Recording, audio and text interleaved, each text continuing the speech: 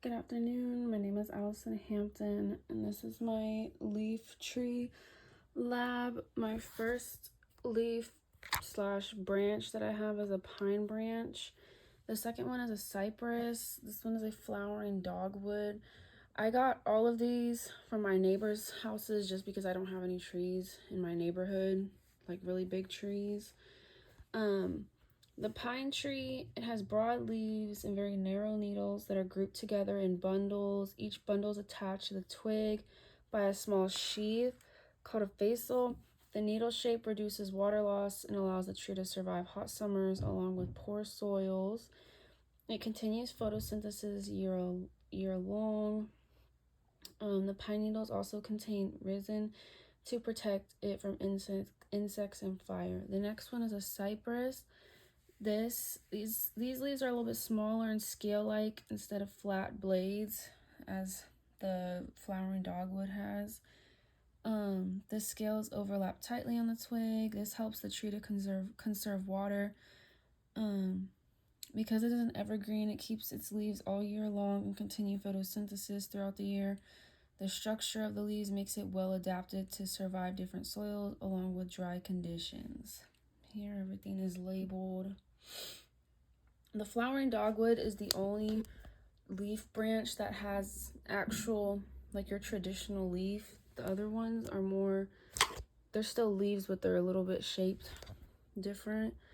The leaves are broad, simple, and arranged.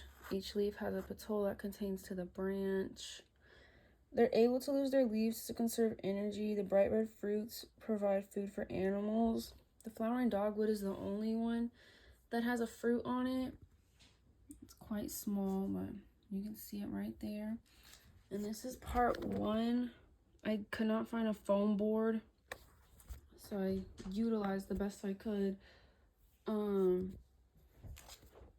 Next would be part two, which is my leaves in the water. The second one is the one that was sitting outside in the sun. This is the one that I kept inside my house, and I put a cloth over it. The second one, when it wasn't outside in the sun, I noticed small bubbles forming on the surface of the leaves. These bubbles, they rose to the top. The pan that was kept inside covered up. I didn't see anything visible. I think the leaves in the sunlight are carrying out photosynthesis. The bubbles I see are oxygen gas being released as a product of that process. Again, in the dark pan, there was no difference. Nothing took place. And I have my notes pulled up right here. After checking the website confirmed that the bubbles are indeed oxygen gas.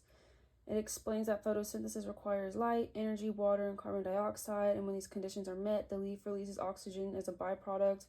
This shows why bubbles only appear on the leaves in sunlight and not in the dark, because in the dark they had no access to sun versus these ones that did. I still have the rocks. Those are the rocks that I kept to hold the weight down.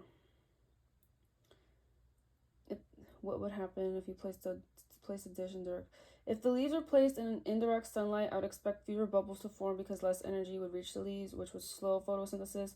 If the dish were covered with something semi-opaque, the plastic or tissue, the leaves would not get enough light to drive photosynthesis, would not see very many bubbles at all. And although it was only sitting outside for an hour, when I did take it outside, the oxygen in the bubbles, I didn't notice them. This one, again, there was no difference. And then here's this again. Thank you.